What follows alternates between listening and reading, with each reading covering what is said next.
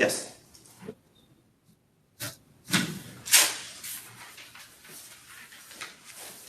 Yes, we do. Yep. Okay. Well, good afternoon, everyone. I'm Dave Fote. I'm the Registrar for the California Contractors Board, and I mentioned California because we have some guests today that are from other states.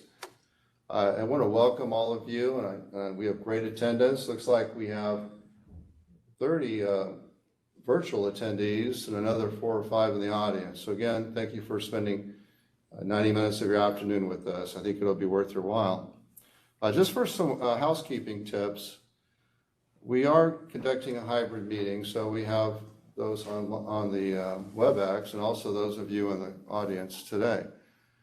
We would ask that if you're participating virtually that you would mute your microphone if you're not speaking. Of course, unmute it if you have a question or a comment. We certainly welcome them.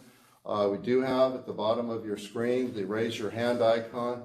I think after 2 years of the pandemic and virtual meetings, you're all probably experts on that. But we look forward to your input today, and we do, as I mentioned, have a lot of industry leaders with us. I'm not going to be able to mention everybody individually, but I would ask that when you have a comment or question that you introduce yourself. And it looks like we have most of the construction industries represented throughout the state of California. So again, much appreciated. Also we're very fortunate to have with us today our board chair, Mary Teichert. I think most of you know Mary Teichert. She represents A General Engineering Contractors, and she's one of the larger contractors in the state of California. So Mary, thank you for attending. And we have Michael Mark. Michael is the board secretary. He's also the chair of the enforcement committee. And I asked him today, I said, how did you get those 2 plum assignments, Michael? But he did, and he represents labor on our board. So thank you, Michael, for being with us. As far as staff, we have Michael Jimnensky at the end of the table. I think most of you know Mike. He's been with the board for about 10 years. Last 4 years, he was the legislative chief. Effective last Friday, July 1st, he was promoted to Chief Deputy Registrar. So congratulations, Mike. We have Fad Garagoslu, and Fad is over our licensing division. I think many of you probably have worked with Fad. He provides outstanding service, and he's always available. He's done a great job of being customer friendly, in my opinion, with applications and license renewals. We have Carol Gagnon. She's been with the board for many years. I'm not sure how long, but she's 17. Over. How long? 17. 17 years. So she's a test development expert. So thank you for joining us. And then to my left, we have Mariah Rivera, who this meeting would not be made possible without her. She's the executive office analyst and all around gets things done. So appreciate you being here. And then we have Jason Perez, our chief of IT. So with that, I just wanted to provide a little background on what the objectives are for today's meeting. The board has recently adopted strategic objectives, and they're going to be discussed today. Not all of them, but we do have 5 that will be the subject of this meeting. And one of the first objectives is keeping our trade exams current, and also understanding that we have emerging technologies and when to bring that to the board's attention. So we're going to cover that item at the end of the meeting, and Carol's going to take the lead on it. We're going to be focusing a lot on underground economy issues and the unlicensed practice that's out there, and what strategies can we develop and implement to be more effective in dealing with unlicensed practice. We're going to talk about establishing a public works unit, and we're taking a little bit different twist on that now. It's not so much a proposal for a unit, but to identify staff that could be a resource for all of you when you have public works complaints. And the last is, we're going to take that actually first today, and that's license portability. I think you all know that there's been a focus in the legislature and certainly at the Department of Consumer Affairs to look for opportunities to encourage contractors, or I would say the medical professionals, that's pretty much what their focus has been, getting doctors and nurses to come to California to meet the need. But at the same time, is there an opportunity for our licensees to go to other states and have their trade exam waived? So that's one of the things that we could consider in giving back to our industry, to our licensees, making it easier for them to cross state lines. Now, one of the underlying themes for the meeting is unlicensed practice. And I think most of you are aware of Senate Bill 216. This is the Dodd bill for workers' comp. This was something that we worked with many of you on to develop a legislative proposal to mandate workers' compensation insurance for all licensees. Currently, there's a requirement to have workers' compensation insurance if you're a roofing contractor. But this bill will require that all contractors have workers' comp. Now, why is that necessary? Well, I checked the last statistics that FOD provided me, and it indicated that 53% of our licensed contractors had an exemption on file. That's 126,173 contractors without workers' comp. That's a lot. Now, the concern, though, will be that some of those contractors, if this bill is signed by the governor, will conduct business unlicensed or under suspension. So we really have to look for a way to be effective in addressing those issues. If we have contractors that are out there unlicensed, we've got to protect those that are licensed. So we have the discussion agenda item that will tackle that. So before I introduce our guests from the National Association of State Contractor Licensing Agencies, I wanted to ask our board chair, Mary Tykert, if she had anything she would like to share in opening the meeting. Thank you very much, David. This is my first meeting as chair, and I'd like to basically start out by thanking David and the staff for the outstanding work that the License Board does every day and the heavy lifting that all of you do to make that possible. So thank you very much. I'm privileged to be part of the effort. I'm the president of Tykert Inc., which is a contracting company started by my great-great-grandfather in 1887. So we have state contractors license number 8, which apparently means that my relative got up really early in the morning because they were issued about 40 years after the company began, but I guess he was 8th in line. So I'm like, if he could have gotten up earlier, would be up to number 1? I'm not sure. But it's a privilege to be the qualifier on that A license, and I take that seriously, and also kind of emphasizes the importance of the licensing process. We've held one since the beginning and feel like it's an important credential in the state to represent both the quality and the conformity of the work done to make sure that we are doing things right at all times in the industry that we have. Since not everyone always can understand and oversee our work, it's important for us to have the right people doing the work. So privileged to be here, and thank you again for all the work, David, that you and the whole staff does here to make this all happen. I'm glad to be here and support the effort. Well, thank you, Mary. I don't know, Michael, if you have anything you want to share. I had the opportunity to see Michael in action down in Studio City in a Public Works meeting and did a nice presentation and certainly a leader in that area. Yeah, no, Dave, I appreciate it. Michael, Mark, board chair now, not board chair, board secretary and enforcement chair. Sorry, Mary. I'm very excited about today's meeting because we're going to be touching on 2 topics that's very important to me, this underground economy. I've been saying it over and over again. There's a lot of good players, and in the end, for us in CSLB, we are a consumer-driven industry. And because of that underground economy, there's a lot of consumers out there that get taken advantage of. So that part is, I'm very, very, very enlightened, and I'm excited to hear this PowerPoint that's going to be later today. Thank you. So our second agenda item is Board Objective 1.2 to review existing and prospective reciprocity agreements. And I want to provide a little background as it relates to our board here in California and reciprocity agreements. We have current reciprocity agreements with Arizona, Louisiana, and Nevada. So those are 3 states that have similar licensing schemes that we do and have certain requirements to become licensed, and we're able to enter into agreements so that if one of our contractors goes to those states, we can have the trade exam waived. Same thing would happen if they came to California. Now, it's important to remember that we have a statute that's specific to reciprocity agreements, and that's Business and Professions Code 7065.4. And I'm just going to read to you, real quickly, the 3 bullets that are relevant to this.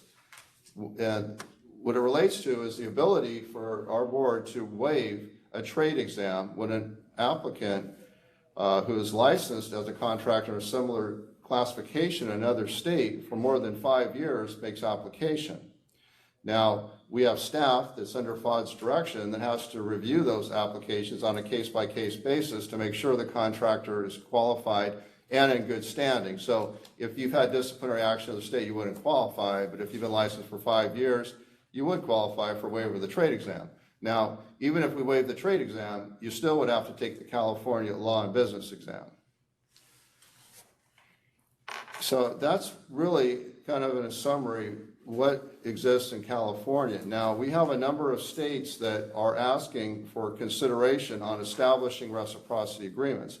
And in a few minutes, you're going to meet NASCLA staff that have developed examinations. Now, they've done that in coordination with our test development staff here in California.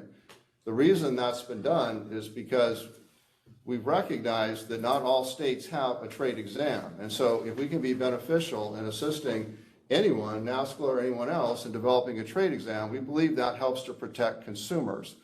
Carol Gagnon has been helping NASCLA with their exams and a participant, a member of NASCLA for, I don't know if it's all your 17 years, but it seems like it's been probably longer than I have. Actually, no, it's only 2 years before that Was Wendy Belvin? Before that was Heidi. Okay. All right. But I did know about what was going on during those times. Okay. So, yes. So we have agreement with an example with Louisiana, and the agreement is that if they have a licensee that's been licensed in Louisiana for 5 years and has passed the NASCLA trade exam for the commercial builders class, we waive the B trade exam here. In order for that to happen, we had the Department of Consumer Affairs meet with us, review the NASCLA exam, and the board publicly discussed this and voted to approve that. So there is opportunities for more reciprocity agreements. We had one state, and that would being North Carolina, that we wanted to enter into an agreement. I was going to present it to the board to approve entering into that agreement. The problem, though, is that they have their own trade exam. We couldn't validate it. So even though we could have a reciprocity agreement if they've taken the NASCLA Commercial General Builders exam, we couldn't do that if they had taken North Carolina. It's because of our statute and the way it's written. So that's something the board's going to need to look at. I really think the board members here in California need to take a position on it because other states are asking for this consideration. Plus, it's something that, as Mike can attest to, the legislature and I would say agency and others are wanting to know, why are we not encouraging more of this? In fact, they've recently had meetings on establishing compacts, which is taking it even a step further. As you know, other states have a compact with California so that if you're driving in Nevada or Oregon, you don't have to get a driver's license there because they have a compact. But all we're talking about here today is waiving the trade exam, and we're going to have a presentation from NASCLA on how they've developed them, a little background on NASCLA, maybe some of the work they've done. I do want to highlight two things very quickly. I've been a member of NASCLA for many years, and they've done a lot in the area of consumer protection. And recently, last month specifically, we worked with NASCLA and 11 other members to do multi-state stings. There was over 775 cases open, and in California, I think it was 142 legal actions taken for contractors in violation. The focus was on unlicensed practice. So the goal there is to get as much publicity as we can. With Jason's help, we're also piloting a program with NASCLA where we'll have a national database of license records. So our public license records would be available to other states along with the disciplinary actions we've taken. That enables other states to make an informed decision on whether or not they should consider somebody for licensure. So I'm going to now turn it over to NASCLA. I'm going to just quickly introduce them. We have with us Executive Officer Angie Whitaker. We have NASCLA President Stephanie Lee. Stephanie Lee is the Executive Officer for the Mississippi Board. We have NASCLA Past President Tim Norman. Tim Norman is an Executive Officer for the North Carolina Electrical Board. And we have NASCLA's Examination Committee Chair Keith Warren. Keith is the Executive Officer for the Alabama Electrical Board. And Test Development and Validation Expert Brian Moritich, who we've worked with here a lot. I think he may provide a little information on how they've developed their exams. So with that, I'll turn it over to Angie Whitaker. Well, thank you so much, David, for inviting us to present today to the California State Contractor Licensing Board. It's our pleasure to be with you today and tell you a little bit more about our examination and what we've been working on. Really, we actually started back in before 2009. We started with Heidi Linser-Hill, who was the head of your examination unit. At that time, she was heading up our accredited examination committee and helped us spearhead and launch our first accredited examination, which was our commercial general building contractors exam. and was very instrumental in that process. So we're excited to present to you today. And if you would like, David, you just let me know if you want us to take controls and we can launch our PowerPoint, or how that will be Yes, best we for do. your IT. Yeah, we've already made you presenter. Okay, perfect.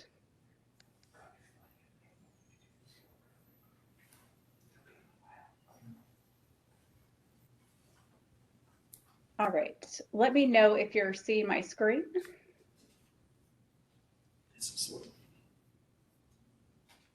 We can see it, Angie.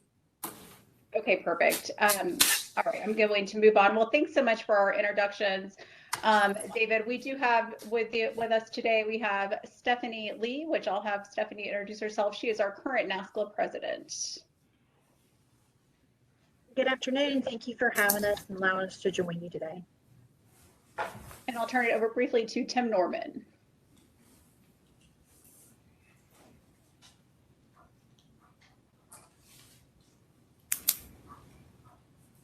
And I might keep moving. We also have Leslie Farrell with us. Hi, everyone. Nice to be here. And Jackie Wilbershide. Hi, everyone. Thank you for having us. And then also our psychometrician, Brian Morich. Greetings. Just a little bit of background about our association.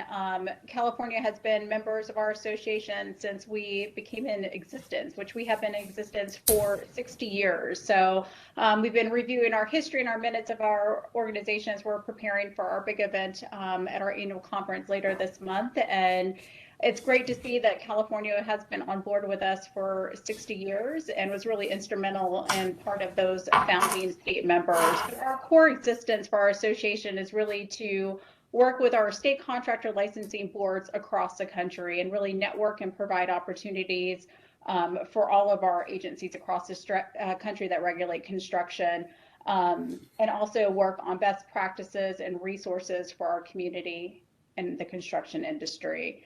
Just to share a little bit about our goals and our mission statement, we are really here to promote best practices and license uniformity for agencies that regulate the construction industry.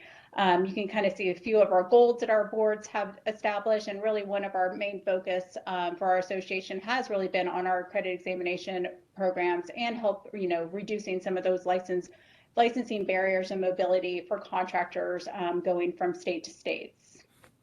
A little bit about, I'm sorry, I flipped a little quick. A little bit about our state membership. You can see who we're comprised of. We're actually comprised of 43 state contractor licensing agencies around the country. So you can see some of those agencies are umbrella agencies like the California State Contractor Licensing Boards, and some of them are single state agencies that are combined with multiple agencies in one state. So currently, we have 43 agencies. We have one foreign country, which is Kenya, and that regulates construction. And then we also have the 2 territories, which is Guam and the Virgin Islands, that are part of our association as well.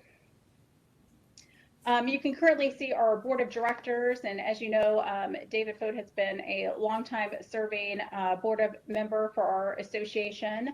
He is also serving as our first vice president for our executive committee, and obviously will roll into our president in the coming year. So we're excited to have David on board, and you can see all of our executive, all of our members across the country. We're very diverse across the country. Typically, to serve on our board of director, it is the executive officers that are running the state contractor boards across the country. So currently we have 22 board members, and we're excited to obviously see them all in August coming up for our next board meeting.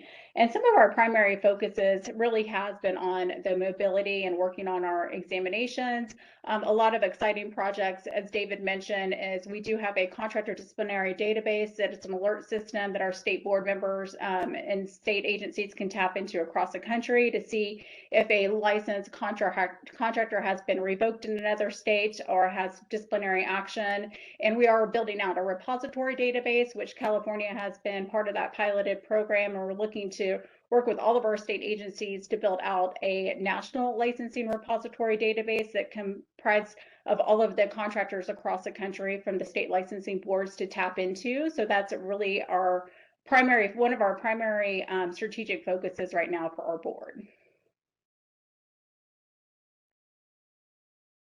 Moving on, we did launch in 2009 our NASCLA accredited examination program for the commercial general building contractors. It was our first trade program that we launched nationally. And we did have, at that time, it was Heidi Linzer-Hill that chaired our accredited examination program committee and really got that program up and running and established, along with a lot of other state examination folks across the country that are working with the licensing boards.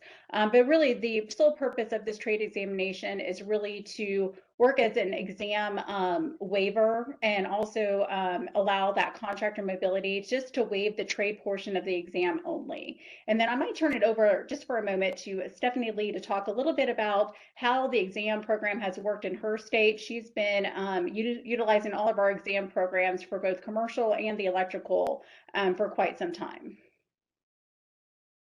Thank you, Angie. As Angie stated earlier, I'm the Executive Director of the Mississippi State Board of Contractors. And in our state, over 60% of our commercial licensees are from outside of Mississippi.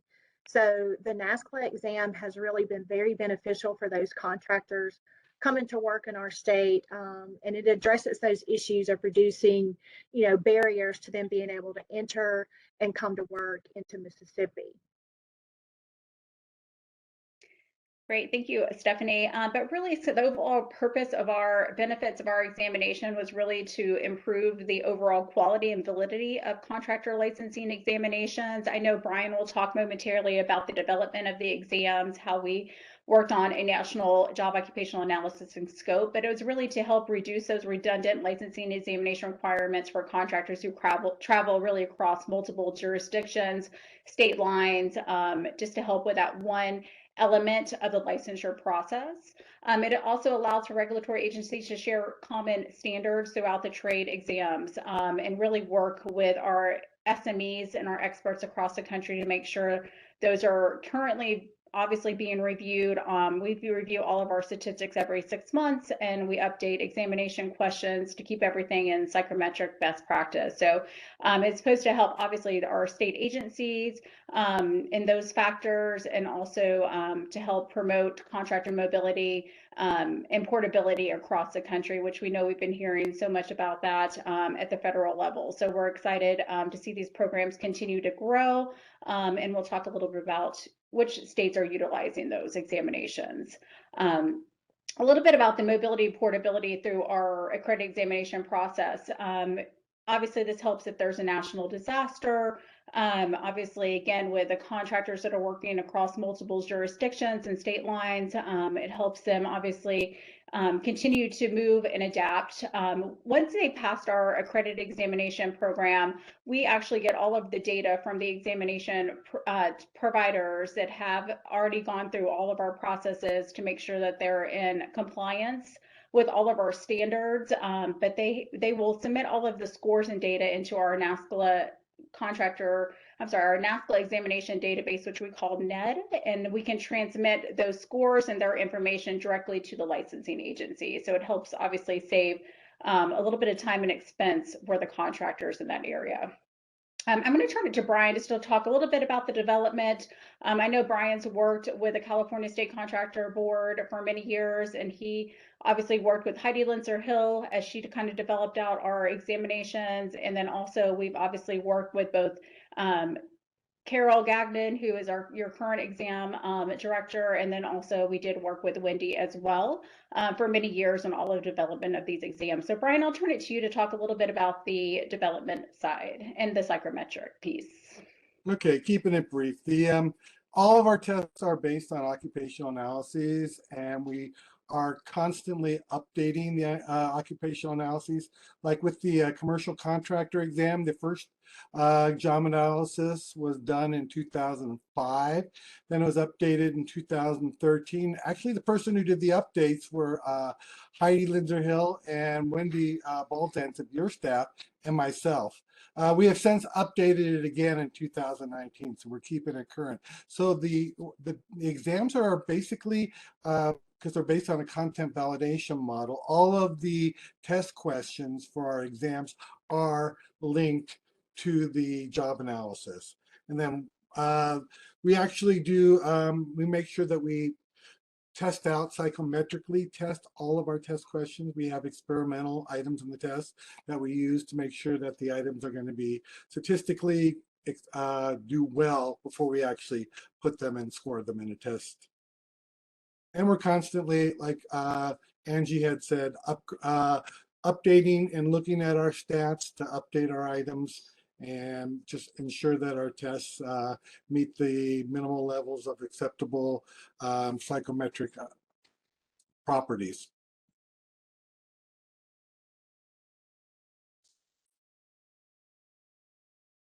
And Angie's, I think, is next. Great. I will take it over. Thank you, Brian. Just regarding, there's definitely two options for a state regulatory agency to participate in our program. And I'm sure the one that California is interested is in the acceptance piece of our examination. A lot of states will just accept our examinations. And a lot of states will also look at their examination and deem it comparable to our examination through their psychometrician. Our psychometrician, you can obviously look at our examination blueprint and compare it to yours to make sure it's an equivalent examination. A lot of our states have done that. We worked with Florida. They deemed ours equivalent to theirs and were able to accept our examination. So that's one way to participate in the program. You can also administer the examination where you could do an either or process. You could still have your state-based examinations, but you could allow a candidate to sign up to take our examination as well. So that's another option for you. And I know, that is one option that Stephanie uses in her state. Moving on. I talked a little bit about our examination database. So that's just how candidates will get their transcripts that they have passed our examination. That's all sent to us by the testing provider. And then we can send that directly on, their candidate record directly on to the state agency licensing department for verification. Just kind of reiterating, this is just an examination trade waiver. You still obviously have all of your state licensing pieces in place. So it's kind of just, we call it one piece of the pie. So this would just be an exam waiver for that trade examination only. The state obviously still remains in complete control and they're the ones that are issuing the license. So we just wanted to make sure everyone was aware of that piece. Moving on, we've talked a little bit about our two different examinations that we have. One was the commercial general bidding contractors that we launched in 2009, and then in 2018 we launched the NASCLA accredited electrical examination programs. And we'll dive a little bit more into those. We do have 3 different electrical examinations, one for the contractor master electricians, the other one for the journeyman electricians, and the residential electrical contractors. So we currently have 4 examinations. Looking at the commercial general building contractors examination, we currently have 7 states that are administering that examination, which you can see here in the green color, and then also we have 17 state agencies across the country that are accepting the examination, which are listed in the orange color. You can kind of look at all of the state agencies on your left screen to see which ones are involved in that program. Currently, we feel like this program has been very successful. There's only a few states that we're missing that have that general building contractor classification, so it is very widely accepted across the country. Moving on to our accredited electrical examination programs that was most recently launched here in late 2018. We currently have 6 states that are administering that examination, and we have 13 states that are accepting the examination. And we're talking to quite a few other states right now, so we're hoping to bring a few more into the fold here before the end of the year that are working through those processes and procedures. And then I know I believe we still have Tim Norman on the call as well. He's working on getting this examination implemented in his state. And Tim, I'm not sure if you want to say a few words on the electrical examination side. Sure. I apologize for introductions. I was just talking and I thought I was talking too much and you cut me off. I forgot to hit the mute button. So anyway, and it may be the 99 degrees here in Raleigh today and about 60% humidity.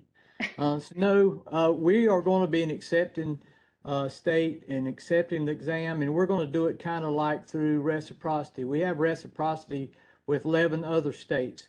And so if somebody comes to us through reciprocity, as Angie said, the exam is only one piece.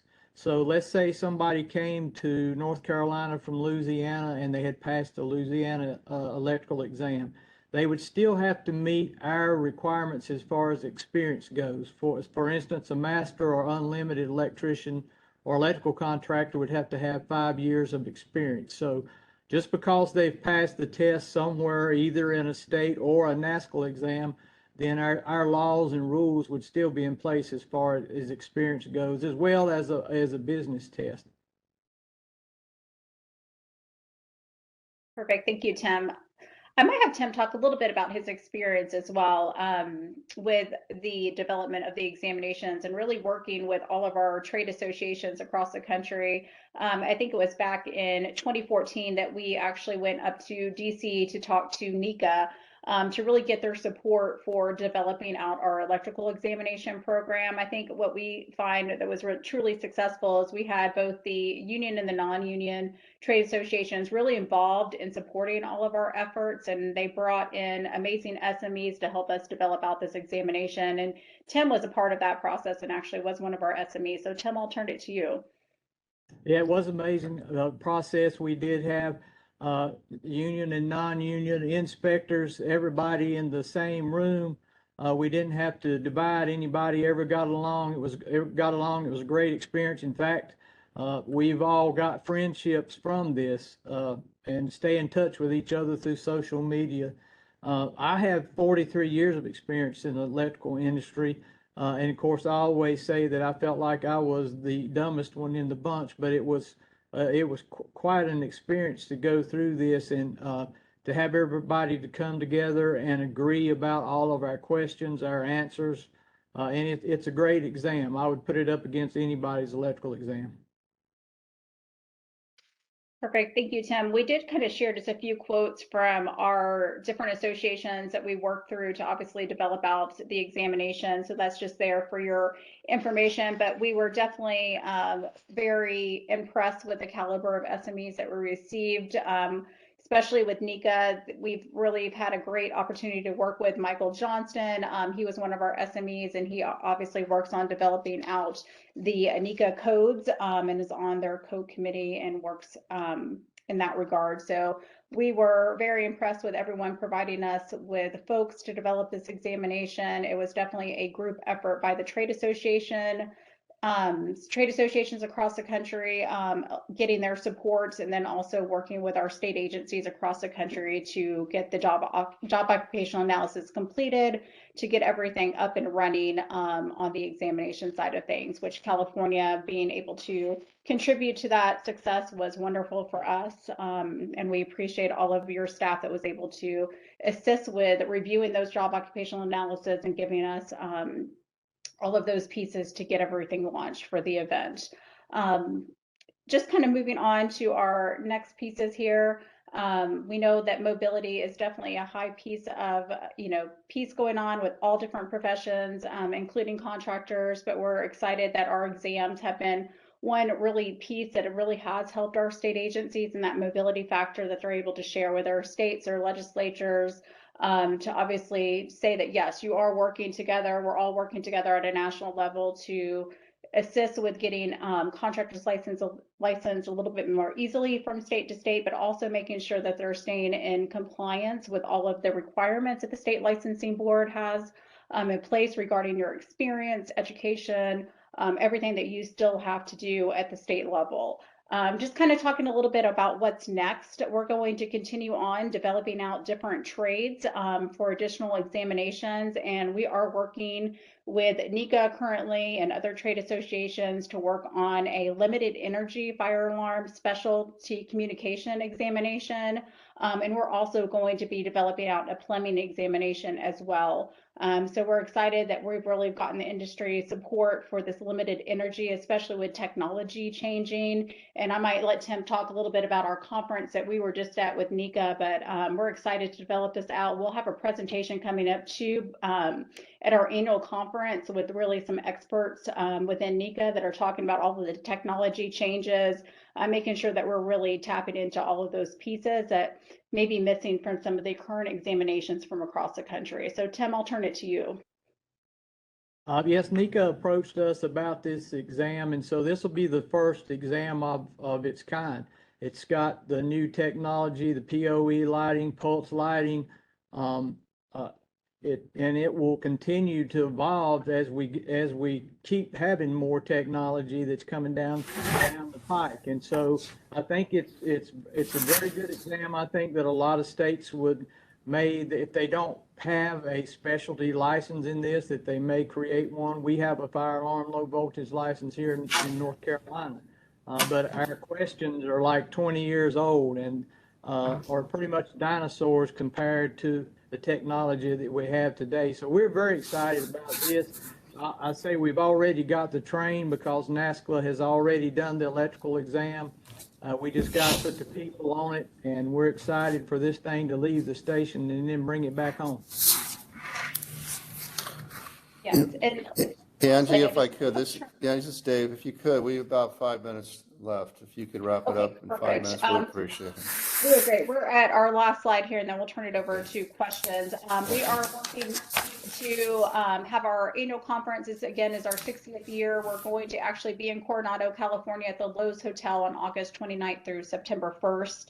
And I just wanted to mention our board has been very generous. We're inviting all of our past presidents back to our big event celebrating our 60th year. And we know from California, we'll have Joe Tavoloni there, who was a past board chair for your agency. We're excited to have him in attendance for our big event. And he was obviously instrumental as well in our association and really carrying a heavy lift during a kind of a transitional period for our association when he was on board. So we're excited to see everyone there. And I know we'll be having some training sessions as well for the investigator training program that we're launching and the attorney training program, along with some other opportunities with all of our general sessions. So I believe as well, your board chair will be presenting for us in one of our sessions. So we're excited to see California involved, and David's really been instrumental too in our events task force to get all of our sessions lined up for a really great conference in California. So we're excited to be in your home state here at the end of August. So I'll turn it over to any questions. Stephanie, Tim, and I can field anything that your board has regarding our examinations and the development of those.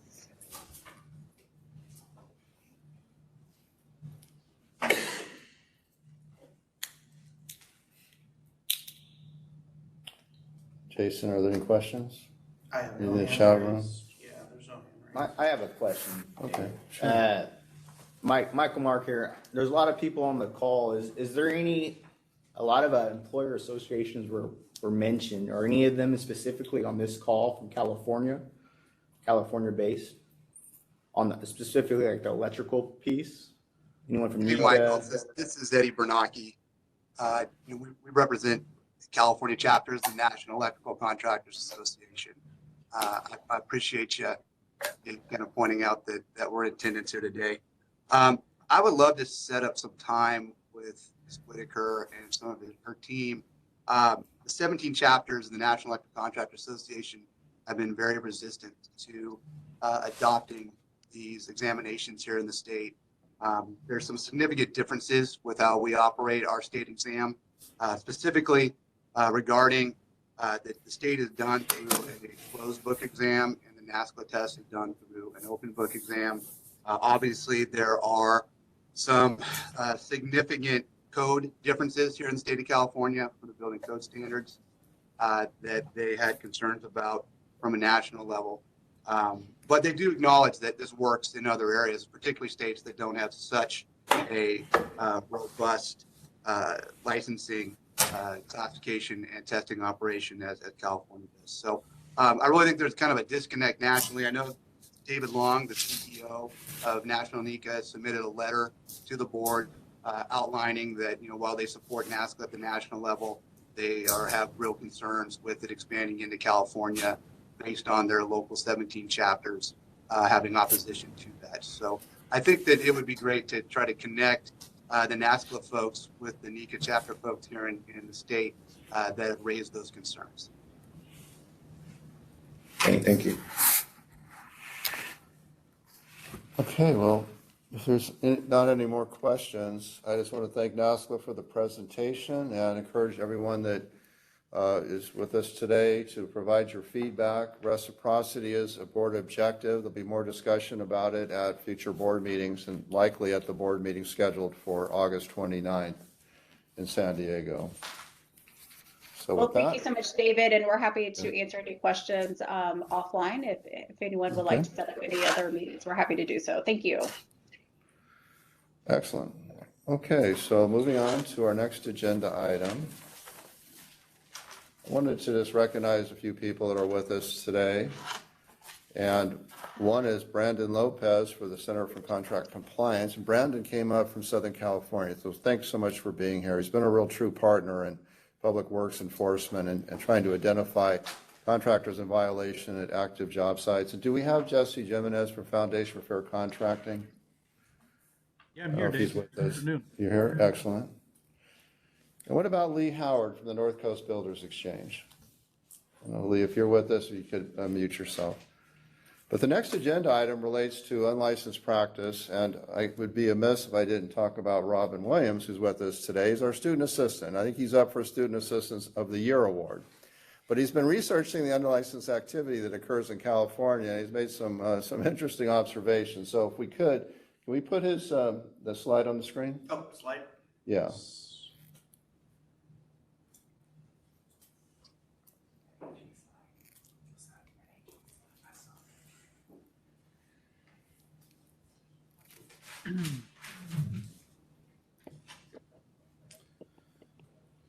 So what he did is you were looking at social media, and it appears that about 78% of the construction advertisements that you observed, either you couldn't find a licensee under that name or there was no license number. So that's kind of distressing. It doesn't mean they're all unlicensed, but that's quite significant that many contractors would be advertising without including their license number. I don't know if Lee Howard's with us, but Lee set the record for most complaints filed, and I think he's filed well over 100 identifying contractors that are unlicensed or not licensed, and it's been very helpful to us in gaining compliance with the license number requirement. And that's important because as we look at our resources, we have 58 counties in the state of California, and we only have 27 proactive investigators, so we don't even have an investigator for every county. We really need to take a hard look at that and see if we have the resources we need to really make a difference. Now, we have some opportunities here because, one, with the closing of our test centers and outsourcing to PSI, that's freed up some staff that can be redirected. So, there's not a lot, but there are staff that now can be redirected in other areas, and that can be combating the underground economy. And we have identified one so far that will be helping with public works enforcement. So I think that's real important. And with FOD, he doesn't know this yet, but if he didn't have a workers' comp unit, I don't know how many people you have in your workers' comp unit, once it's mandated for all licensees, we're hoping that the Workers' Compensation Insurance Rating Bureau can be instrumental in tracking those policies, and that could provide some resources to further our efforts to combat the underground economy. And quite frankly, we may need to hire more staff. And that's why the board wants to hire a consultant to determine if, well, one, how significant is the underground economy? The Little Hoover Commission did a report that's available. If you haven't seen it, it's quite telling about the impact on the underground economy. It's just billions of dollars a year that the public's missing out on because of contractors that are not withholding taxes, not protecting their employees by providing workers' comp, not providing the adequate wages. It all factors in. So that report's out there. We have Robin Williams' report showing people advertising illegally and many times getting away with it. But to what extent is it, prevalent for the larger jobs? We don't know. So maybe a consultant could take a look at that, but also look at our resources, look at our classification structure, see how we can do a better job. You know, when we look at workers' comp, I want to thank all of you from the industry that supported the bill that enables us to cite for workers' comp violations up to $30,000. That's huge. So these contractors that are unlicensed or licensed and they don't have workers' comp, they have a real advantage not paying the premium. And this is a way, I think, to level that playing field. But with this agenda item, we're really looking for your advice on what to do. Now, it's unlicensed practice. It's also developing a public works unit. And I mentioned earlier, we're not wanting a unit. We already have a quality assurance unit that exists, and we have staff that are able to be redirected to public works. Where we're at right now is we've identified 3 staff that can work public works and work electrician certification. So the idea is they would be cross-trained to handle that type of function, and then work with you as industry leaders and your members to combat or to address those that are cheating and causing the unfair advantage.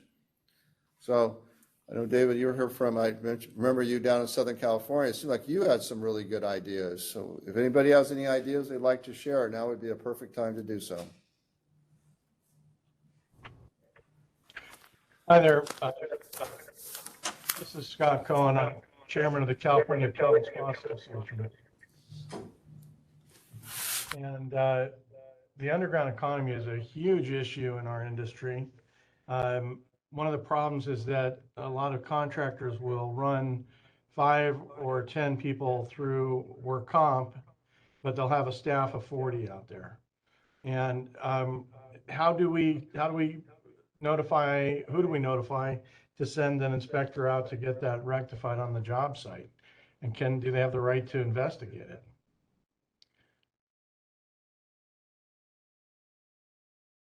Question. We have, as I mentioned, 27 investigators that are part of our statewide investigative fraud team. We call it the SWIFT unit. So if it's an active project site, then you would call the SWIFT unit, and that the state's divided up into south, central, and north. You would notify the appropriate SWIFT unit, and they can send somebody out to look at or to investigate that active job site. They're looking at whether the contractor is properly licensed and has workers' comp. Now, if it's after the fact, then that's why we need and that generally is public works, where you might have certified payroll or other evidence that can support a violation. That's when we need to report it to our public works unit. And our coordinator just took another job in Shelby Norton. Wish her well, but she's not here now, so we got to replace Shelby. But if you have, I would say this, if you have a lead that relates to public works, until we get it fully established, it's something the board's going to have to approve. I would ask that you could call our 4,000 line, or you can call our call center. So that would help us to establish the need for the staffing. So, just for now, to throw it out here, 916-255-4000, that's what I would call, and then we'll give you a direct contact that you can follow up with. And Dave, that's for public works, but for SWIFT, they can go on the website. Yeah, if it's an active job site, the SWIFT numbers are all listed on our website, so absolutely.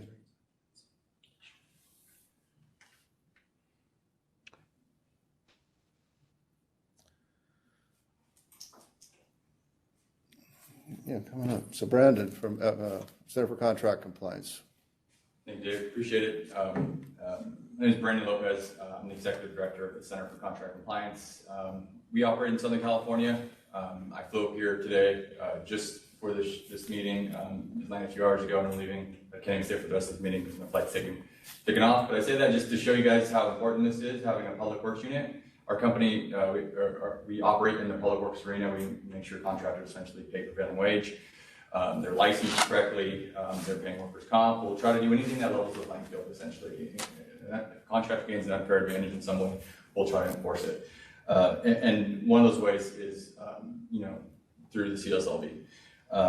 Now, first, congrats, Michael, on your promotion. I think it's well deserved.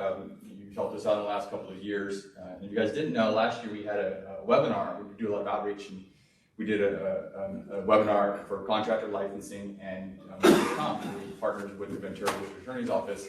And Michael was there representing the CSLB. And it was about a 2-hour webinar with about 250 attendees, which is pretty darn good, considering that, I guess the topics aren't hugely exciting, but we got really good attendance. And Michael actually, I think, was the hit of the webinar. Everyone had a lot of comments and a lot of questions. We had a lot of comments afterwards. I think he was very busy and he did a great job in the presentation.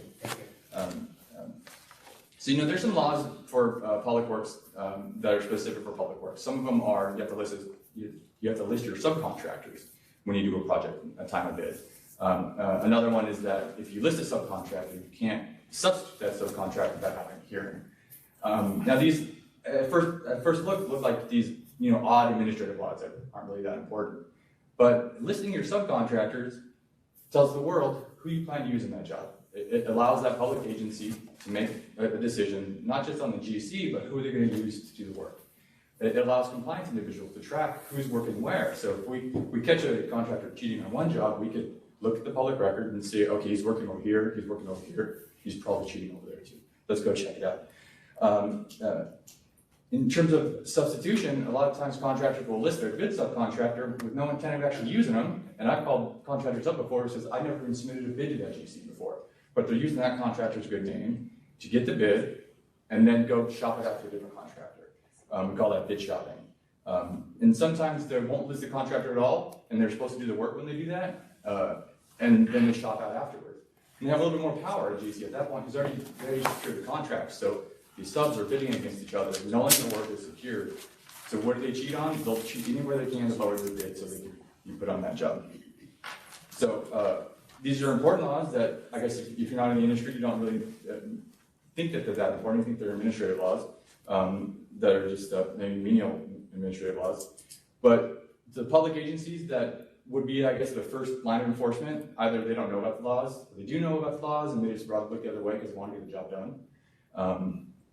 The contractor that's substituted illegally, they don't have the resources at the time to spend, fighting for that job. Very rarely they do, but they do sometimes. But for the most part, they don't. So who are we supposed to turn to? It's a CSLB. It's a CSLB, and it requires someone with a lot of technical knowledge and the understanding of how important that is. And that's just one little requirement I want to talk about today because it seems a little bit out there. But there are so many laws specific to public works, but they're also just in general that CSLB, having a dedicated person in public works, would just help out tremendously. I won't get into all the other underground economy issues, but I think everyone here is probably well versed to that. But that is prevalent in public work just like it is in private residential construction. Maybe not as much because there's so much transparency, but we have investigators every day finding unlicensed contractors on projects, third-tier subcontractors that are just trying to get in and out, not paying prevailing wage, not being licensed. And on the comp issue, I think it's a huge problem. A lot of contractors have that exemption, so that new law, as it goes into effect, it's that where they can't have an exemption on file anymore. I think that's going to be fantastic. I think it's going to kind of be a game changer for really anybody who ever relies on contractor, public works or not. And if this does get approved by the board, and there's dedicated people, I just like to say that if there's any outreach that the board wants to do, we'd like to partner with public agencies, maybe take the brunt of the setting it up and whatnot, and try to get people there like Michael did last year. I'd like to offer that to the board once it gets going. But that's all my comments today. I appreciate it. Thank you. Thank you. Thank you. Just a go ahead. Sorry. Dave, this is John Norwood. Can you hear me? Yeah, from we can. California Pool and Spa Association.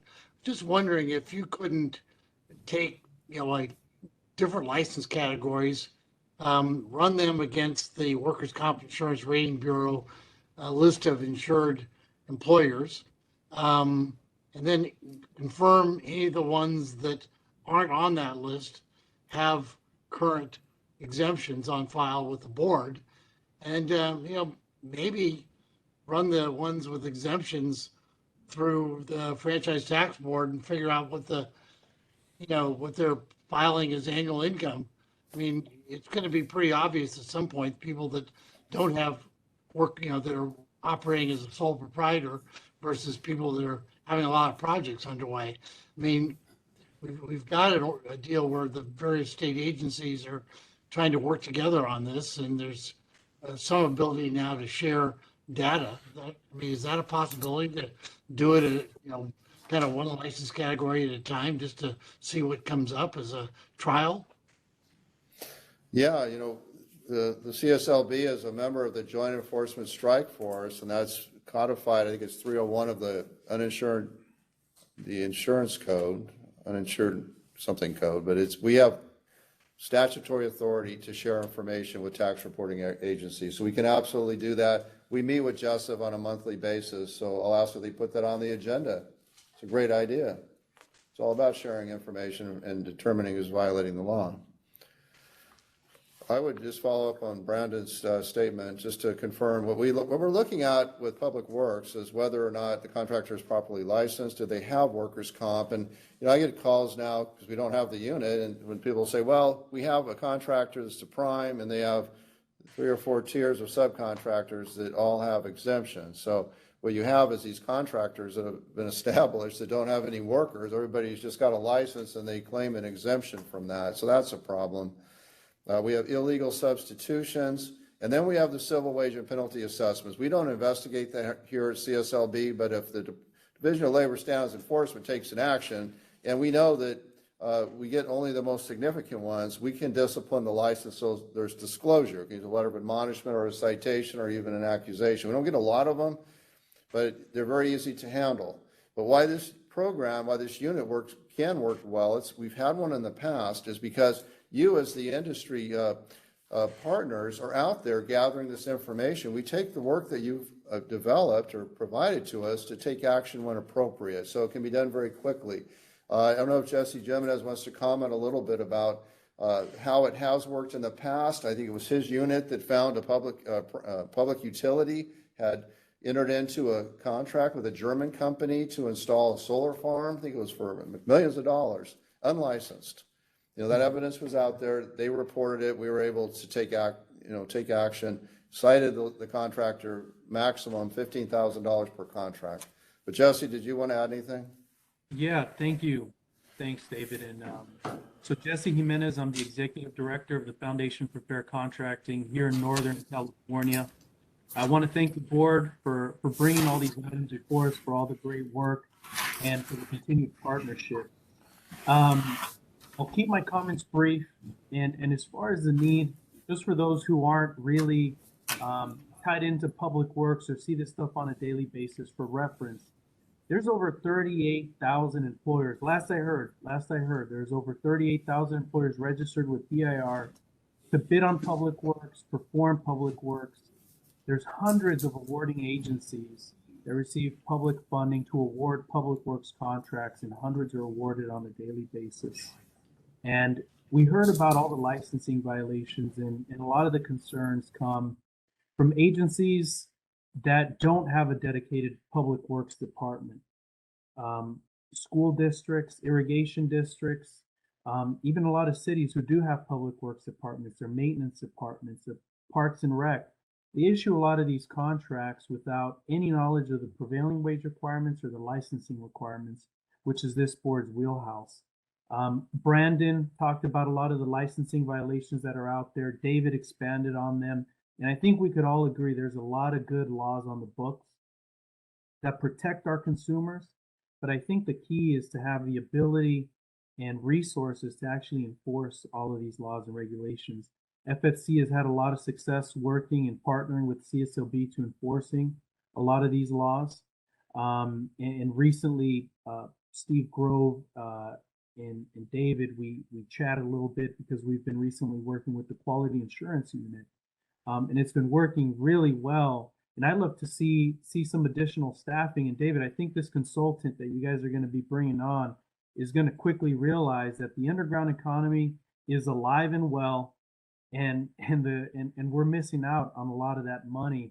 And you guys will quickly realize, I think, the need for staffing and beefing up this unit that we're currently working with is great. I don't know if there's a specific need to establish a whole nother unit, but I think additional staffing with the unit that we've been working with would be very welcome as far as we're concerned.